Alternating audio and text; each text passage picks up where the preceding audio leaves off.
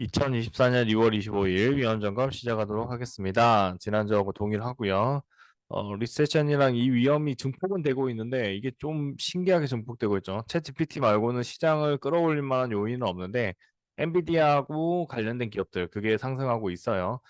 근데 엔비디아 실적이 너무 950%인데 뭐 우리나라로 따지면 삼성전자 같은 기업이 한 10조 나다가 갑자기 100조 넘게 올라가는 거거든요. 그런 실적이 나온 거라서 시장이 그냥 급판으로 일어났다라고 보시면 됩니다. 뭐 팀만전자 이야기할 때 주로 나오는 이야기가 제법 매일 하는 게 우리나라에 50조가 더 투자돼야 가능하다. 근데 그게 가능한 걸 엔비디아는 나스닥 시장에서 보여주는데 우리나라 시장은 그만큼 상승이 힘들죠. 그럼 뭐 삼성전자가 10조 하던 게 100조가 되면 그게 가능하다라고 보시면 됩니다. 금리 인상 일본은 계속 할 거고요. 일본이 금리 인상 함액에 따라서 상당히 가능하다. 그렇게 보시면 될 것 같고 부동산은 중국 부동산, 미국 부동산 두 가지가 있습니다. 기본적으로 CDS는 동일해요. 이게 내려가야 되는데 안 내려가고 있는 게 부정적이라고 보시면 되고요. 원달러 환율도 동일하게 채권으로 나왔네요. 이게 조금 달러 인덱스와 채권 금리로 나오다 보니까 이게 지금 잘못된 그림이네요. 달러 인덱스 원달러인데 그림이 잘못되어 있는 거고 일단은 지금 그 흐름 자체가 그냥 변화가 있지 않다 그렇게 보시면 됩니다.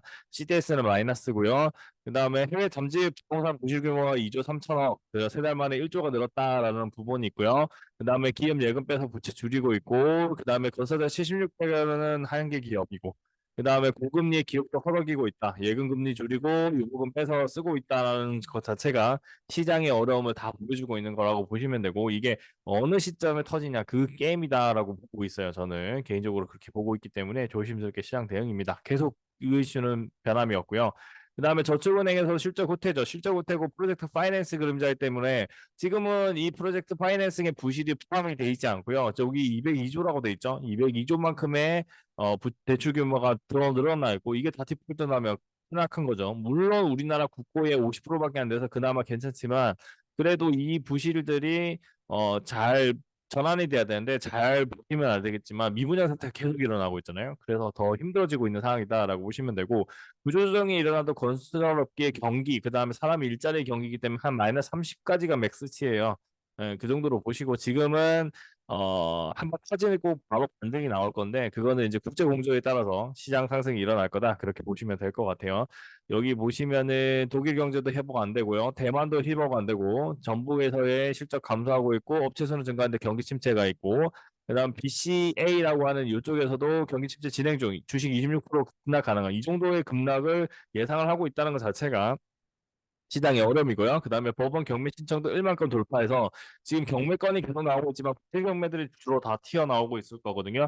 마지막에 정점은 우량한 건설 건축 물건들도 똑같이 경계가 나올 겁니다. 이제 GPT를 다음 주부터 뺄 겁니다. GPT도 이제 기술 혁신이라고 보기보다는 버블리에 좀 가까워지는 구간으로 들어가서 이건 뺄 거고 이제 물론 걔가 이제 안정적으로 성장할 수 있는 근육은 됩니다. 거기에서 성장하는 탑 기업들은 성장을 계속 쭉쭉 나갈 거거든요. 근데 팔로우 기업들 중에서는 구조조정이 일어날 거고 중국에서 경악했던 영상의 세련미랑 미국의 지금 제미나이랑 그다음에 챗GPT에서 나오는 그 새로운 AI 그 영상을 제작하는 AI를 보시면 거기서 혁신을 해서 주도적으로 나가고 있다. 그렇게 보시면서 걔네들이 좋은 거고 나머지 기업들은 조금 힘들 수 있다. 그렇게 봐주시면 됩니다. 금리 인하와 양적 완화가 있는데 이 빨간색이 아직 전환이 안 돼요. 시장이 무너져야 밑으로 내려오는 건데 시장은 안 무너지죠. 엔비디아가 주가 확 올라가니까. 예, 그것까지 생각하시면서 경기 침체 상황이 맞는데 그럴 경우에 이제 우수한 기업들만 위해 고점을 치고 계속 나가면서 지수를 끌어들이고 있다라고 보시고 걔네들도 이제 흔들흔들 거리는 시점에 같이 시장은 진짜 처참하게 무너질 수 있다. 그렇게 봐주시면 될 것 같습니다. 일본 금리 상한인데 금리 인상은 그대로 유지되고 있고 요거예요. 요거 그대로 유지되고 있다는 거 생각하시고요. 요 그림이랑 누구를 봐야 되냐면 누구냐면 여기 있어요. 네, 여기죠. 여기죠. 요 플랫 구간들이 있어요. 여기 위에는 플랫 구간. 이게는 점처럼 보이지만 몇 개월이죠. 이건 연도별로 돼 있으니까 이 플랫 구간에 해당되는 게 지금 이 구간이다라고 보시면 됩니다. 이게 길면은 2년 갈 거고요. 짧으면 6개월입니다. 짧으면 6개월이니까 지금이 2월이니까 8월. 그러니까 올해 안에 터지는 게 그나마 자체 경기에서 좋을 거고요. 여기에서 계속 상승이 우우 올라간다고 하면 그만큼 떨어지는 폭도 걱정을 해야 될 겁니다. 일본이 금리 인상 전환을 정상국가로 돌아갈 타임이라고 이제 얘기를 하는 거고요. 그러면은 이거를 대응하는 차원에서 그 금리가 잠시나마 반대 방향으로 움직일 거고요. 그리고 난 다음에 작년에 우리가 막지 못했던 미국의 요 금리 이상처럼 올라갈 수 있습니다. 지금 일본은 요 구간 안에 있어요. 이게 일로 가는 거거든요.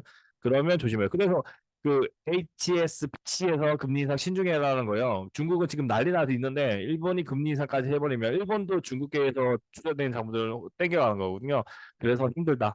4년간 금리를 했는데 다 금리 인상으로 갔거든요. 이제 자기 앞가름 하기 위해서 금리 인하를 정책을 해야 되는데 그것도 퍼지고 있는 그 상황이다. 그러나 일본은 금리 반대 방향으로 금리 인상을 해야 된다. 그 구간에 들어가 있다라고 보시면 될 것 같습니다.